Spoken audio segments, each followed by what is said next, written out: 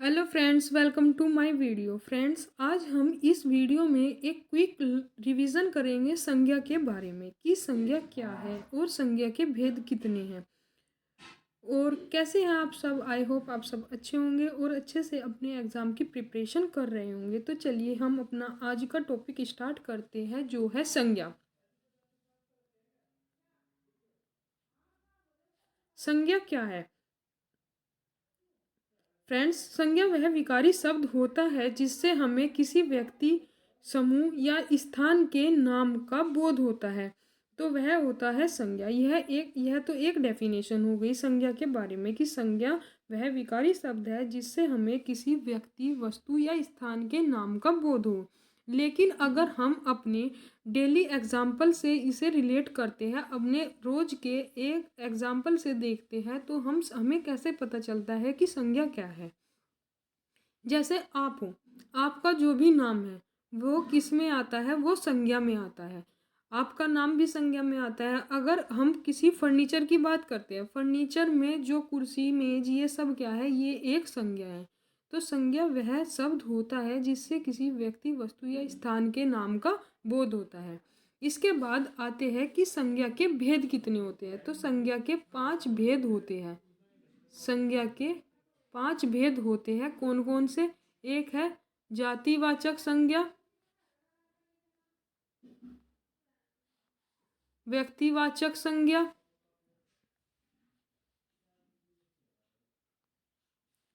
भाववाचक संज्ञा,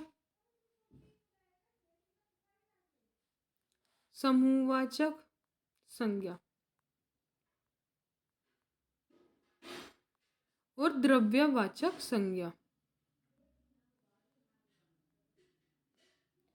ये सब हमारे भेद है संज्ञा के। जातिवाचक संज्ञा, व्यक्तिवाचक संज्ञा, भाववाचक संज्ञा, समूहवाचक संज्ञा और द्रव्यवाचक संज्ञा। तो संज्ञा के 5 भेद होते हैं। इसके बाद हम इन अलग अलग भेद को डिस्कस करेंगे कि जातिवाचक संज्ञा क्या होता है, व्यक्तिवाचक संज्ञा क्या होता है। फ्रेंड्स, सबसे पहले हम देखते हैं जातिवाचक संज्ञा के बारे में। जातिवाचक संज्ञा के बारे में।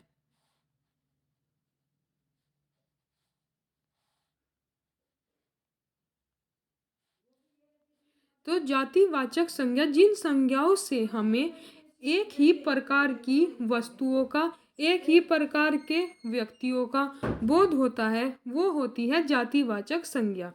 जैसे इसमें फर्स्ट एग्जाम्पल लेते हैं हम नदी। नदी क्या है? नदी एक जातिवाचक संज्ञा है क्योंकि उसमें कितनी सारी नदियाँ आ जाती है और एक ही प्रकार की नदियों का हमें पता चलता है, तो नदी हमारी जातिवाचक संज्ञा हो जाती है। जैसे कि पहाड़, पहाड़ भी क्या है? जातिवाचक संज्ञा है।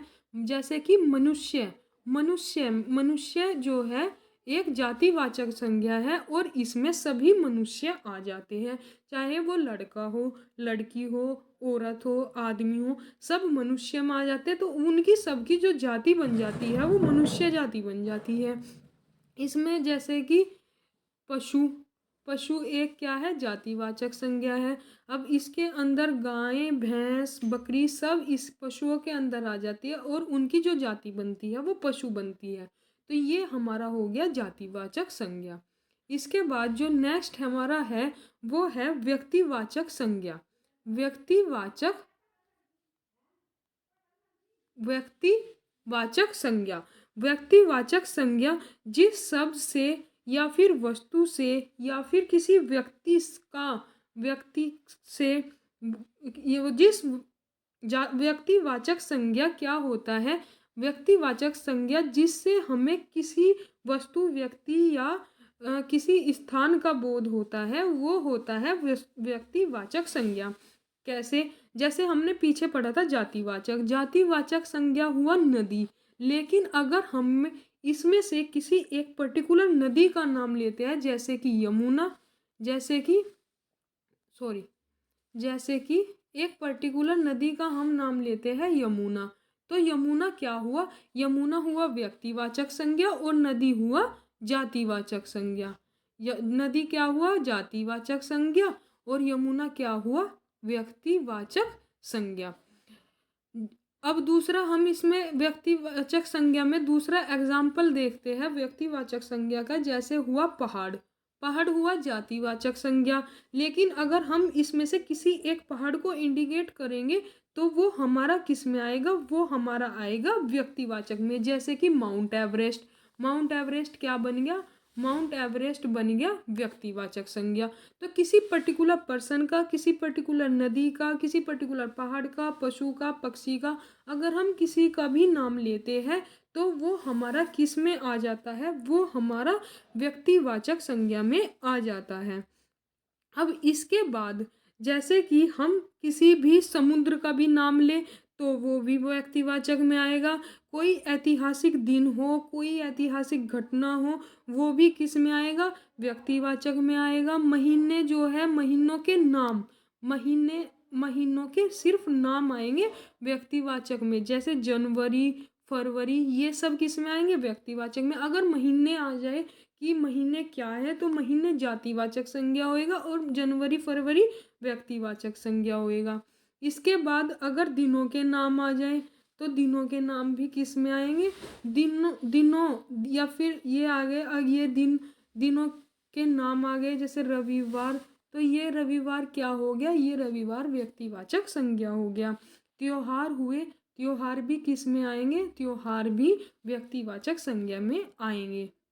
इसके बाद हम नेक्स्ट आते हैं समूहवाचक संज्ञा पर। नेक्स्ट क्या है, समूहवाचक संज्ञा। समूहवाचक संज्ञा, समूहवाचक संज्ञा क्या है, जिससे हमें किसी समूह का, किसी गिरोह का या फिर किसी वस्तुओं का पता चलता है, उसको हम समूहवाचक संज्ञा बोलते हैं।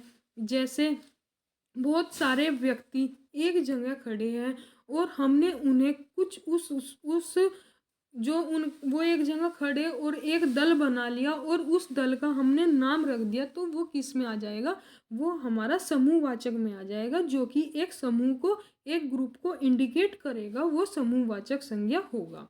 इसके बाद जो नेक्स्ट आता है वो आता है द्रव्यवाचक संज्ञा।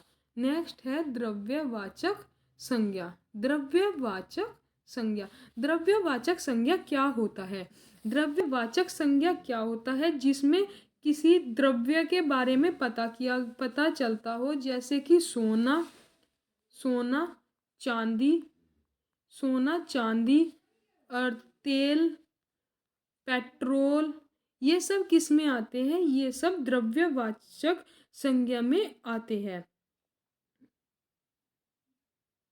ये सब किस में आते हैं, ये सब द्रव्यवाचक संज्ञा में आते हैं। क्योंकि जो भी चीज हमें मिट्टी से खुदाई करने के बाद मिलती है वो सब द्रव्यवाचक संज्ञा में आते हैं।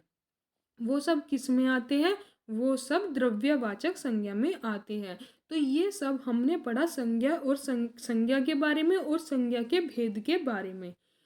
आई होप आपको ये वीडियो अच्छी लगी होगी। अगर वीडियो अच्छी लगी होगी तो प्लीज़ वीडियो को शेयर कीजिएगा, सब चैनल को सब्सक्राइब करिएगा और वीडियो को लाइक करिएगा। आपके एक लाइक से मुझे मोटिवेशन मिलेगा और शायद मैं आगे और अच्छी वीडियो बना सकूँ। तो चलिए मिलते हैं नेक्स्ट वीडियो में, तब तक के लिए बाय।